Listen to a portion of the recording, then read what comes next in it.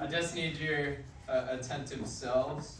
So, we've done the last two classes, the crucifixion and the resurrection.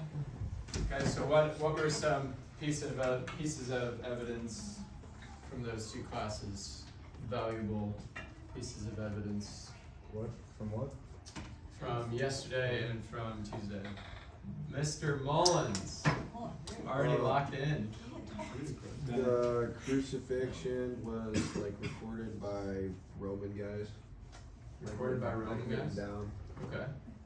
Okay, there was testimony outside the Gospels for it. Delaney. It was like all the 12 apostles and then other people, and then there was like 300 brothers, and it's for that many people to be like hallucinating, just like not. For the resurrection? Yeah. Yep, right. Group hallucinations don't happen. That would be really interesting if we all started hallucinating and seeing the same thing. Not saying it couldn't happen, but what else? No one. I'm just kidding. Alright, so if you haven't finished those questions that I assigned you yesterday, finish them when you can. I put those together at literally 3 in the morning, so I do want you to watch the video though and know the 4 points that he makes. Today we're looking at a really fun aspect of the crucifixion and resurrection.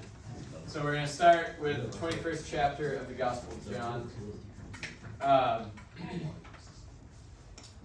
So, now on the first day of the week, Mary Magdalene came to the tomb early while it was still dark and saw that the stone had been taken away from the tomb.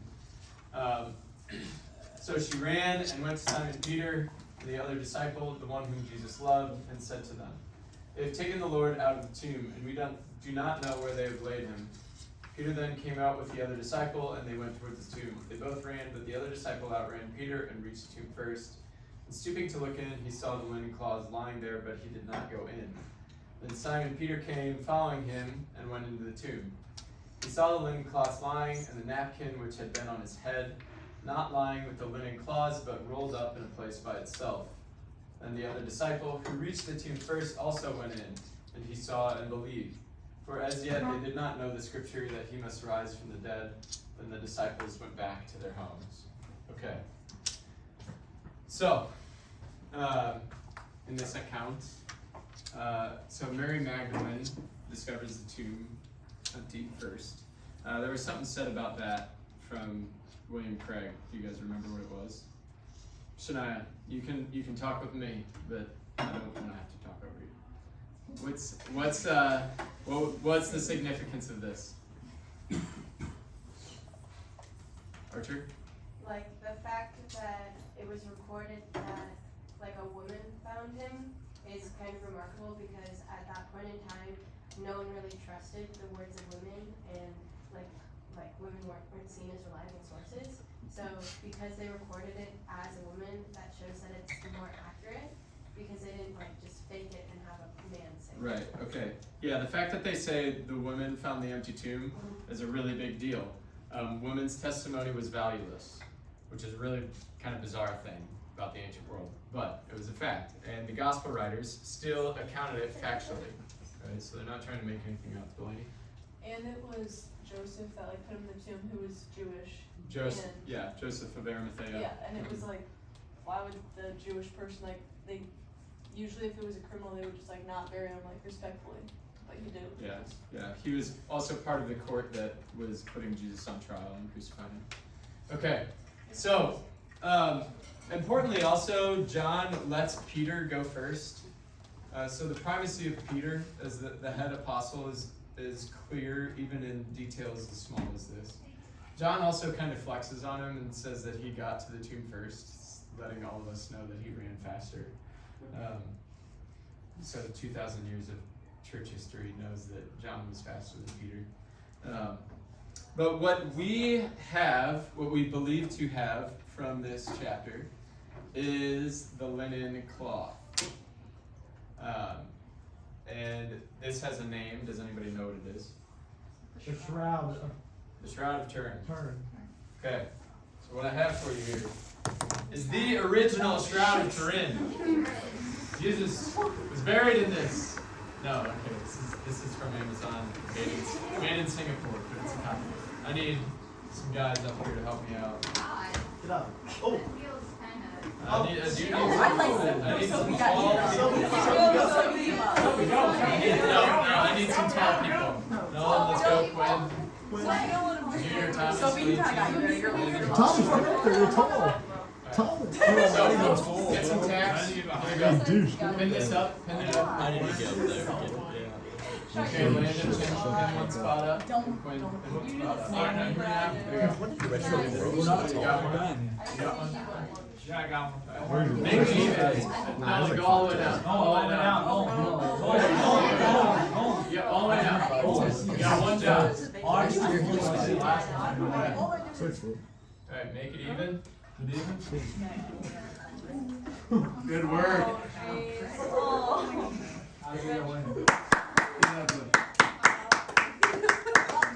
Good job, Dean.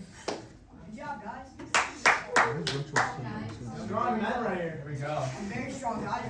Ooh, Shanana. Not like that. I was trying to give you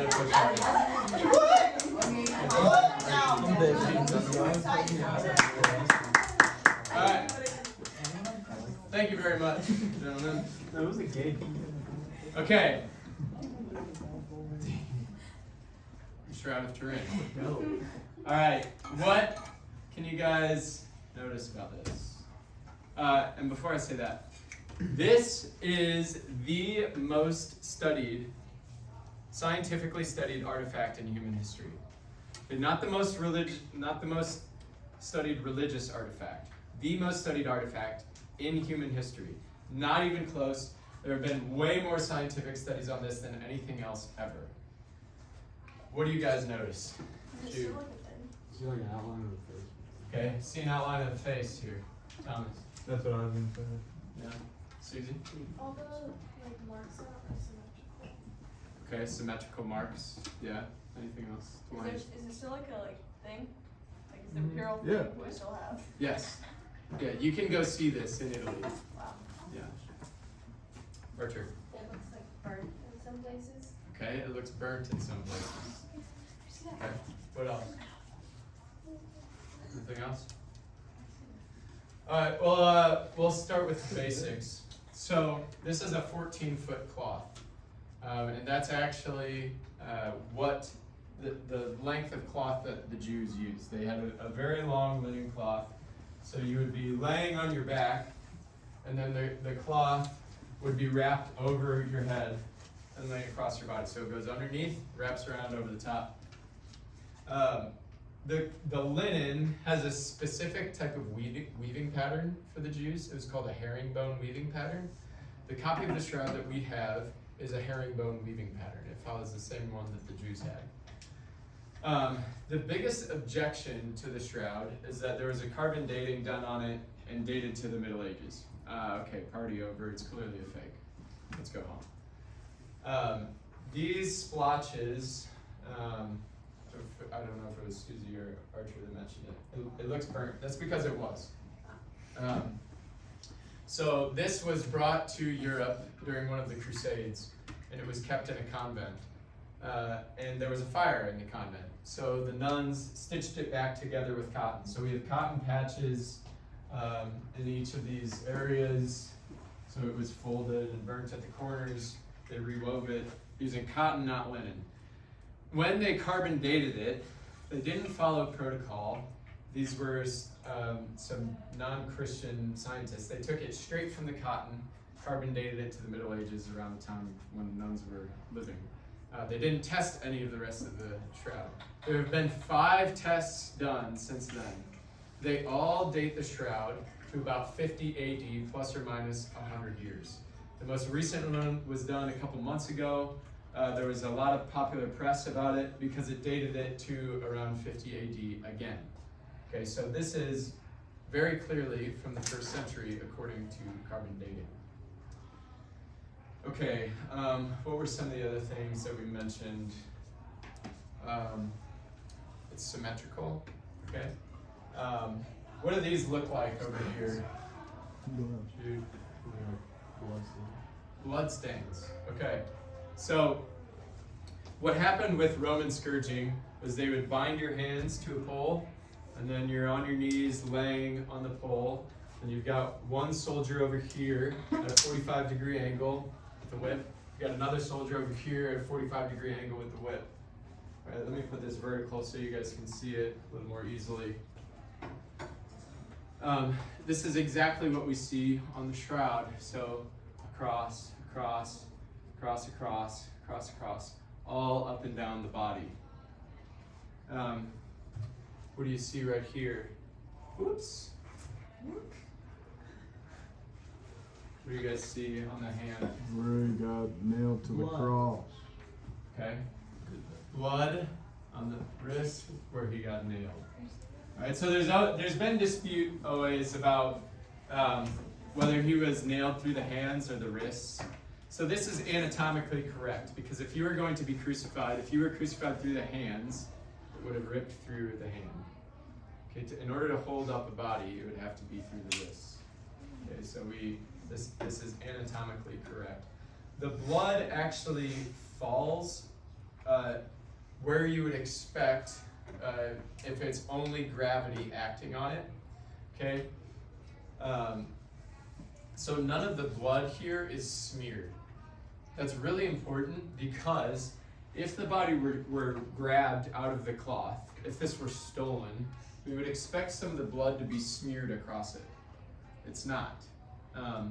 There's no paint. There's no brush strokes. There's no artificial pigments, right? There's no evidence of artistry whatsoever. The blood also is bright red. Okay, most blood, when it dries outside your body, right, it turns a dark red color, unless you've been severely tortured. If you've been severely tortured, your liver secretes an enzyme called bilirubin that keeps your blood red, keeps it bright red. The blood type of this, what would you guess the blood type is? Anybody want to guess? Maddie? Whatever universal is. Oh, C. AB. It is AB positive, the universal recipient, which is the same as every Eucharistic miracle that we have identified. Okay, so Jesus says in the 12th chapter of the Gospel of John, "When I am lifted up from the earth, I will draw all men to myself. He will draw all people to his heart." So he's the universal recipient. Some other interesting things. Okay, so this person has been clearly scourged, as we talked about. There's one person in written history, one person who was both scourged and crucified. They didn't do both. Because if you were scourged, you were going to die from the scourging. You wouldn't get to the crucifixion part. They just went ahead and crucified people. One person in written history where that has done both of them have been done to the person. This shroud shows somebody who is both scourged and crucified.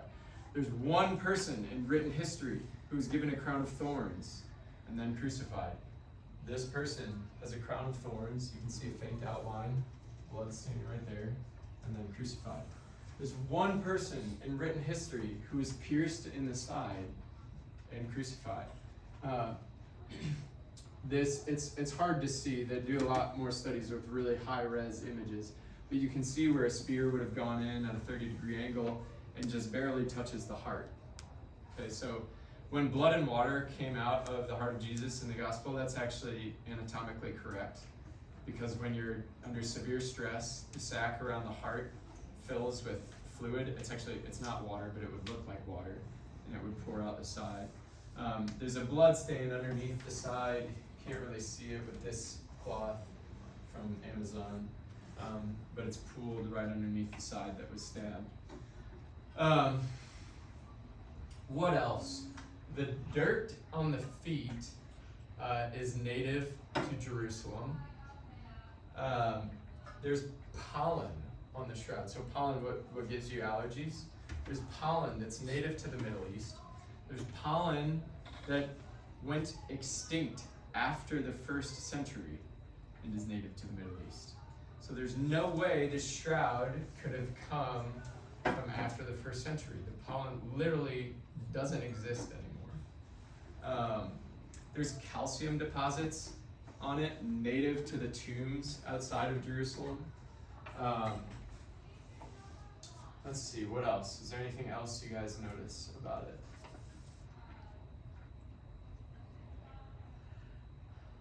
Nolan? Are those like his arms that are really bloody? Yeah. Well, Like his I forearms? guess, yeah, probably. I couldn't tell you definitively, but certainly possible. Let's see, is there anything else? If anybody else notices anything, they can feel free to shout it out. Oh, here's a fun one. When rigor mortis would set in, your eyes would be stuck open when you die. So in order to keep your eyes shut, they would put coins on your eyes to keep them closed. This is wild. The coins on the eyes of this person have an inscription of Tiberius Caesar, the ruling emperor at the time of Jesus, and Pontius Pilate. Okay, now here's the important question. Also, this whole thing has no signs of decomposition whatsoever. How did coins get imprinted on this image? There's no signs of painting. There's no artificial pigmentation. There's no brush strokes, whatever. The image doesn't seep into the cloth like paint would. Okay, a linen cloth is about 15 microns thick. Micron is just a really, really tiny measurement. This sits on like the top 2 microns. So,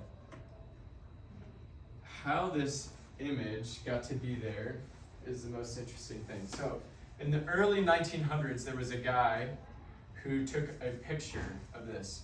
Now, before iPhones, photography was done in a very different way. Does anybody know how photography was done? Big camera. Dark in a dark room. Light. And it's developed, yeah.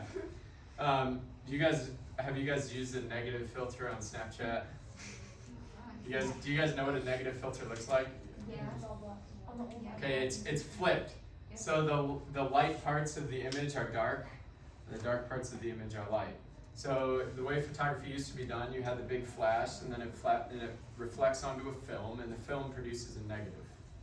Okay, so the negative has the light parts dark and the dark parts light. So the guy took a picture of the shroud, and he realized the shroud is a photo negative. The shroud is a photo negative. So what that means is the only way this image could have been produced. Thomas, you want to give Ben a little nudge? Big game tonight. You need the rest. You get it. All right. The only way this could have been produced is by a massive burst of light, a massive burst of radiant energy. Okay. So to get an image on a cloth that doesn't go away, it's bizarre. This doesn't happen. Like sweat doesn't form this image and keep it there for 2,000 years. It would have taken 6 to 8 billion watts of energy to get this image. That's the equivalent of about 500 million searchlights. So not only would somebody have had to invent photography in the first century to produce this image on a linen cloth, they would have also had to had access to a nuclear amount of energy. It's truly remarkable. It's just beyond comprehension how this could have happened. This is utterly miraculous. So I have some quotes from some scientists working on the project. Here's a comparison of what you see on the shroud compared to the negative. So the negative is much more detailed. This also, it's a 2D image, but it contains 3D information.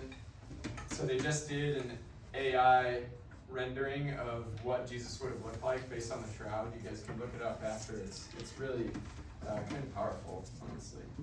But here's some quotes. A physicist on the project: "We can conclude for now that the Shroud of Turin is an authentic burial shroud and that there are no chemical or physical methods known that can account for the totality of the image."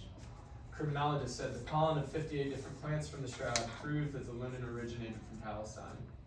A chemist said, "I am coming to the conclusion that the image was formed by a burst of radiant energy, light, if you will. Professor of Comparative Anatomy. The man of the shroud was Jesus. This is my absolute conviction. If anyone wants to know how Jesus Christ looked in life, one only has to look at the shroud. Physicists said, we tried to replicate the shroud's coloration, but we couldn't. This means that no known scientific process, no known technology today can produce a body image with the same characteristics as that found on the shroud. A surgeon said, the Shroud of Turin is an authentic document, proving the physical sufferings and death of the man of the passion who is Christ. The medical accuracy is undeniable. Professor of Mathematical Physics. From a scientific point of view, the probability that the shroud is a fake is minimal. The evidence points overwhelmingly toward its authenticity as the burial cloth of Jesus Christ. There's no question the shroud is authentic. The evidence from the bloodstains to the wounds aligns perfectly with what we know about Roman crucifixion and the account of Christ's passion. Okay, so the shroud is amazing. Now I'm going to pivot to another image. I need that. All right. Say hello to Jesus. You guys have seen this image before, I presume? Yeah. What is this image? Jesus. Specifically what? Water coming out of him. A divine mercy image? Okay. Who came up with this? Not Saint Therese. Faustina. Saint Faustina! Give me one! Yes. Very nice. Saint Faustina. Okay, so Saint Faustina was a cloistered nun. She was Polish. She has a pretty crazy story. She was at a dance, just like you might go to a freshman dance, and she audibly heard the voice of God say, "How long will you put me off?" And she literally runs out of the dance room and shortly later enters a convent. So she was cloistered in Poland her entire life. She never left. She wrote a diary called Divine Mercy in My Soul that has a ton of words from Jesus actually speaking to her. I'm going to give you a couple of them. So the first Sunday after Easter is the Feast of Mercy, but there must also be acts of mercy. And I demand the worship of my mercy through the solemn celebration of the Feast of Divine Mercy and through the veneration of this image which is painted. By means of this image I shall grant many graces to souls. It is to be a reminder of the demands of my mercy. Here's another one. The two rays denote blood and water. The pale ray stands for the water which makes souls righteous. The red ray stands for the blood which is the life of souls. These rays shield souls from the wrath of my Father. Happy is the one who will dwell in their shelter. Before I come as the just judge, I am coming first as the King of mercy. Before the day of justice arrives, there will be given to people a sign of my mercy. Okay, so she has some pretty crazy stuff in here. She has stuff like relating to end times and all that. We're not going to get into it. Okay, so here's the image again. Important though, caveat, this is not the real image. Okay, this is the Americanized, beautified image where we don't like people to be un-airbrushed. Okay, this is pretty Jesus. This is not the real Jesus. Okay, so when St. Faustina had this image commissioned, she kept telling the guy over and over, this isn't how God wants it. He keeps telling me no. So the guy had to keep going back, starting over. They did it several times, and finally got the image right. And this is the real image. So much less attractive Jesus. Maybe that's subjective. I don't know. Beside the point. Okay. So this image was asked by God to be promulgated throughout the world. Pope John Paul II, thought it was his mission in life to spread the message of divine mercy. When he canonized St. Faustina and proclaimed Divine Mercy Sunday, he said it was the happiest day of his life. He then later died on Divine Mercy Sunday. at his funeral too, there was a book of the Gospels open, and there was a big gust of wind at the end of Mass, and it flipped and closed the book of the Gospels shut. There's tons of providence around it. But the most amazing thing about this image is, so in the 1960s, there was a superior of a religious order dedicated to this message and to this image. And he goes to Italy, and he visits the Shroud of Turin, and he looks at the face on the shroud, and he says, I think I know this face. And it turns out, this image, the original image, is an exact copy of the Shroud of Turin. They did an analysis on the jawline, the nasal structure, the orbital bones of both images. They are exactly the same. Now, Quinn or Nolan, help me out for a second. Yeah. Let go. Yes, No. So let me grab this cord. Here. We're gonna pin that up.